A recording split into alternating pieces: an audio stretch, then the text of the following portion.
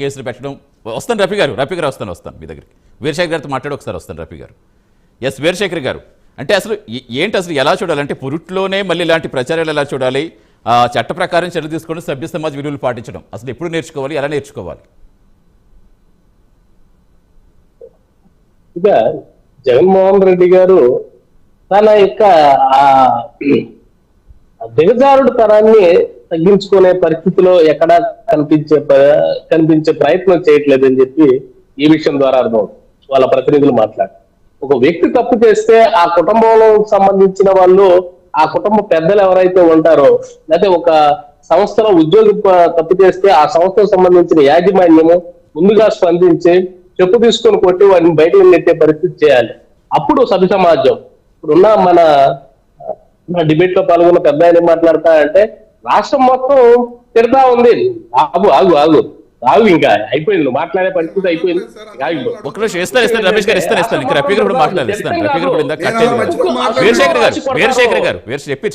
కాదు, కనపడితే ఎక్కడ కనపడితే అక్కడ చెప్పుకు అశుద్ధం రాసి పట్టాల్సిన పరిస్థితి ఏర్పడుతుంది. ఏం మాట్లాడతారా కనీసం? రాష్ట్రంలో మీ భార్య పిల్లలు లేరా? మీ పార్టీకి సంబంధించిన వాళ్ళు లేరా?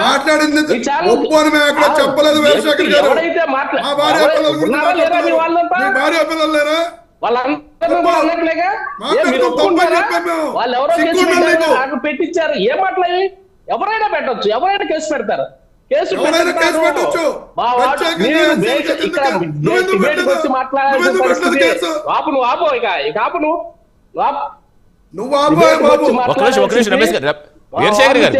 పూర్తిగా తప్పు. కాబట్టి బేషరతుగా మేము క్షమాపణలు కోరుతున్నాము. రాష్ట్ర ప్రజానీకానికి, ప్రజలకు, అమరావతి స్థానిక మహిళలు ఎవరైతే ఉన్నారో వీళ్ళందరికీ చేతులు జోడించి నమస్కారాలు తెలియజేస్తూ మా వాళ్ళ తరఫున మేము క్షమాపణలు కోరుతున్నాం అనే ఒక మాట కాకుండా ఇంకా వేరే మాట అయినా మాట్లాడితే చెప్పుకు అశుద్ధం రాసి ఇంటింటికి వచ్చి పట్టాల్సిన పరిస్థితి ఏర్పడుతుంది. ఏమనుకున్నావు? ఏం మాట్లాడుతున్నారు? మహిళలు అంటే అంత ఇదిగా ఉందా? కేసు పెట్టకూడదు, వీళ్ళు కేసు పెట్టకూడదు. నువ్వెవడో చూడటానికి వాళ్ళు కేసు పెట్టకూడదు అంటానికి వాళ్ళకి హక్కు లేదా? కేసు పెట్టే హక్కు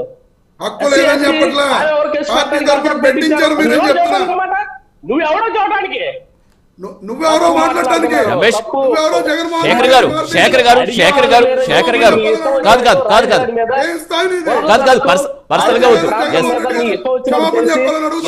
శేఖర్ గారు రెస్పెక్ట్ అనేది ఇచ్చి తీర్చుకోవాలి ఎవరైనా సరే. రాజకీయం చేశారు, ఊరుకున్నాం. కానీ మహిళలు కింపరిచే విధంగా ఒక రాజధానిని, ఒక ప్రాంతాన్ని, తల్లి లాంటి ఒక రాజధానిని ఇలా నోటికి వచ్చినట్లు మాట్లాడితే ఆ తప్పుడు వెదలను మళ్ళీ వెనకేసుకొస్తున్నావు అంటే నీ ఎంత దిగదారి. మీ ఇంట్లో ఆడపిల్లలు లేరు,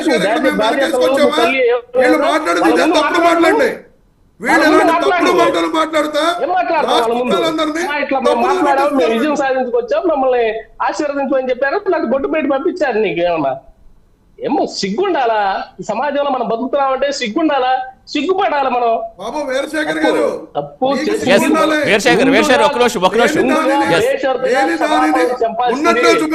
ఎవరైతే అతను పార్టిసిపేట్ చేసి మాట్లాడే ఆపోయా ఊరికే వీరశేఖర్ గారు కాదు, ఇలాంటివి రిపీట్ కాకుండా అంటే చట్టపరంగా ఎలా తీసుకోవాలో చెప్పండి. వీరశేఖర్ గారు స్పందించి చేతులు జోడించండి చెప్పాలంట. ఈ పెద్ద మనిషి టీవీ పైన మాట్లాడినప్పుడు బిఆర్ నాయుడు తోటి ఎందుకు క్షమాపణ చెప్పొచ్చులా? ఆ రోజు ఎందుకు మాట్లాడాలి? నువ్వు వినపట్ల నువ్వు మాట్లాడేది ఎందుకు గురుగుతా ఉన్నావు? చెప్పుకు అశుద్ధం రాసి కొడతారు, ఇంటింటికి వచ్చి అర్థమవుతుంది. చెప్పుకి అశుద్ధం రాసి ఇంటింటికి వచ్చి నిన్ను ఒక్క నిమిషం ఇలాంటి మాటలు మాట్లాడకండి. ముందుగా సమర్థించుకోవాలనే ఉద్దేశాన్ని మీరు తీసేయాలి మీ మనసులోంచి. తప్పు జరిగింది, క్షమించండి అని చెప్పి అడగండి, పద్ధతిగా ఉంటది. తప్పును సమర్థించుకోవాలనే ఉద్దేశం ఉంటే మీ భార్య పిల్లలే మిమ్మల్ని ఇంట్లో బయటకు గెంటేసే పరిస్థితులు వస్తాయి. గుర్తుపెట్టుకోండి. మర్యాదగా మాట్లాడండి. మహిళల పట్ల, రాష్ట్ర ప్రజల పట్ల మర్యాదగా మాట్లాడటం అనేది నేర్చుకోండి. ఎంత వాటికైనా ఒక లిమిట్ ఉంటది. ఆ లిమిట్ దాటి మీ ఇష్టం వచ్చినట్టు మీరు మాట్లాడటానికి టీవీ ఛానల్ ఏదో మీరు అధికారంలో ఉన్నప్పుడు ఏదో మాట్లాడారంటే ఏం చేస్తాం దరిద్రం అని చెప్పి ఈ టైం దాకా వచ్చి వదిలేసేసారు. కానీ ఇప్పుడు ఎవరైనా మిమ్మల్ని మాట్లాడినిచ్చేది? అసలు మీ జీవితంలో నువ్వు మళ్ళీ మాట్లాడితే చెల్లొద్దా? కాదు వీరశేఖర్ గారు ఒక్క నిమిషం సతీష్ వీరశేఖర్ గారు గారు వీళ్ళు ఎంతసేపు కూడా మేము అలా మాట్లాడటం కరెక్ట్ అని సమర్థించినట్టు మాట్లాడుతున్నారు. దానిని నేను ఖండిస్తుంటే మరి అతను సమర్థిస్తున్నాను. ఇష్టం వచ్చినట్టు వాళ్ళు ఎవరో కేసు మాట్లాడుతున్నాడు. పెట్టడానికి ఒక్క మాట, ఒక్క ఒళ్ళు మాట దగ్గర పెట్టుకుని మాట్లాడమనండి. ఆమె ఎవరో కేసు పెట్టడానికి ఆమె చేత పెట్టించారంటావు.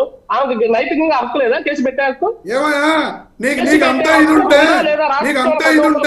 నువ్వెందుకు పెట్టలా కేసు? నువ్వెందుకు పెట్టలా? నేను అడుగుతున్నాను, ఆమె కేసు పెట్టే హక్కు ఉందా లేదా? కేసు పెట్టే హక్కు ఉంది. అడిగిన దానికి సమాధానం హక్కు చెప్పు. లేదని నేను ఆమె చెప్పలా. కేసు పెట్టే హక్కు దీని ఉందా లేదా? వెనకాల మీ కుట్ర ఉందని చెప్తున్నా. హక్కు ఉందా లేదా? దీని వెనకాల మీ కుట్ర ఉందని మరి హక్కు చెప్తున్నా. ఉన్నప్పుడు పెడతారు ఇంకా. నువ్వు విశ్లేషకుడిగా మాట్లాడట్లా. నువ్వు పార్టీ ప్రతినిధిగా మాట్లాడుతున్నావు. తప్పే. ఆమె కేసు పెట్టకూడదు, Yes. వీళ్ళు పెట్టండి, ఎన్ని కూడా నువ్వే Right, చెప్తారా? రఫీ గారు. ఎవరు కేసు పెట్టాలో ఏం చేయాలనేది కూడా మీరే చెప్తారా? రైట్ రఫీ గారు మీరు కుట్రతోటి చేపిస్తున్నారు కాబట్టి రెడ్ బుక్ రాజ్యాంగం అని చెప్తున్నాం. చెప్పుకు అశుద్ధం మీరు రాసి కుట్రతోటి ఇంటికి తిరిగి చేపిస్తున్నారు పడతావు కాబట్టి అని చెప్తున్నా. సిగ్గు లేకుండా అదో కుట్రలు ఒకటి చేస్తున్నారు అన్నా. కాబట్టి రెడ్ బుక్ రాజ్యాంగం అని చెప్తున్నాం. మళ్ళీ మీరు విశ్లేషకులు పరిస్థితులు అయ్యే విశ్లేషకుడు అవతారం అయితే ఆ టీడీపీ Yes. కన్ను రమేష్ గారు రమేష్ ఒక్క నిమిషం శేఖర్ గారు మీరేమన్నా ఒక పోటీ పెట్టుకొని దిగజాడు పోటీ ఏమైనా పెట్టుకొని మీరు ఇట్లా పార్టిసిపేట్ చేస్తారేమో. ఇందులో రాష్ట్ర టీవీ ఛానల్ ని లేకపోతే ఈ పొలిటికల్ అనలిస్టులు మమ్మల్ని కూడా కలుపుకొని మీరు ఈ డిబేట్ మీ యొక్క ఈ పార్టిసిపెన్సీలో ఇది చేస్తున్నారని చెప్పి మాకైతే అర్థం కావట్లేదు. దిగజారుడు ప్రాణానికి నిదర్శనం ఏదైనా ఉంది అంటే ఇదే అని చెప్పి చెప్పుకోవచ్చు. Right, yes. మీరు బేషరతుగా శేఖర్ గారు మాట్లాడాలి. ఎస్ మళ్ళీ వస్తారు రఫీ గారు ఎస్ మాట్లాడండి రఫీ గారు నా కొడుకుని ఆ తప్పుడు ఒక్క నిమిషం శేఖర్ గారు ఎస్ శేఖర్ గారు వస్తా మళ్ళీ ఇస్తా ఫైనల్ ఇస్తా శేఖర్ గారు అందరూ ఒకసారి మాట్లాడితే అర్థం కాదు. ఒక్క నిమిషం శేఖర్ గారు వాళ్ళు బయట తిరిగే పరిస్థితి రైట్ రఫీ గారు ఎస్ మీరు కోరుకున్నది భవిష్యత్తులో ప్రజలు చేస్తారు, మీరు కూడా చూస్తారు.